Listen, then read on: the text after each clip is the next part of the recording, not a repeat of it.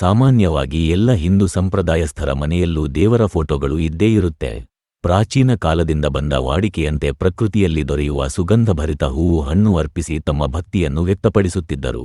ಆದರೆ ಇಂದಿನ ಪೀಳಿಗೆ ಹೂವು ಹಣ್ಣುಗಳನ್ನು ಖರೀದಿಸುವುದನ್ನು ಒಂದು ಖರ್ಚಿನಂತೆ ಭಾವಿಸಿ ಮತ್ತು ಪ್ರತಿದಿನ ಬದಲಾಯಿಸಲು ಸಮಯವಿಲ್ಲ ಎಂಬ ಭಾವನೆಯಿಂದ ದೇವರ ಫೋಟೋಗಳಿಗೆ ಅಥವಾ ಅಲಂಕಾರಗಳಿಗೆ ಪ್ಲಾಸ್ಟಿಕ್ ಹಾರ ಹಾಗೂ ಹಣ್ಣುಗಳನ್ನು ಅರ್ಪಿಸುವುದನ್ನು ಕಂಡಿದ್ದೇವೆ.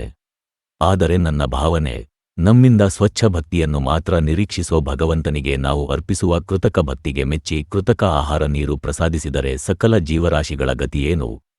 ನಾವು ಇದನ್ನು ಇನ್ನೊಂದು ಕೋನದಲ್ಲಿ ಯೋಚಿಸಿದಾಗ ನೈಸರ್ಗಿಕವಾಗಿ ಬೆಳೆಯುವ ಹೂವು ಹಣ್ಣನ್ನು ಖರೀದಿಸುವ ಮೂಲಕ ಅದನ್ನು ಬೆಳೆಯುವ ರೈತ ವರ್ಗಕ್ಕೆ ಹಾಗೂ ಅವುಗಳನ್ನು ಮಾರುಕಟ್ಟೆಗೆ ಸಾಗಿಸುವ ವಾಹನದ ಚಾಲಕ ಹಾಗೂ ಅದರ ಮಾಲೀಕರಿಗೆ, ಮಾರುಕಟ್ಟೆಯ ದಲ್ಲಾಳಿ ವರ್ಗಕ್ಕೆ, ಹೂವು ಹಣ್ಣು ವ್ಯಾಪಾರಸ್ಥರಿಗೆ ಹಾಗೂ ಹೂವು ಕಟ್ಟಿ ಮಾರುವವರ ಜೀವನೋಪಾಯಕ್ಕಾಗಿ ನಾವು ಸಹಾಯ ಮಾಡುವಂತೆ ಭಾವಿಸಿಯಾದರೂ ಅದನ್ನು ಅರ್ಪಿಸಬಹುದಾಗಿದೆ.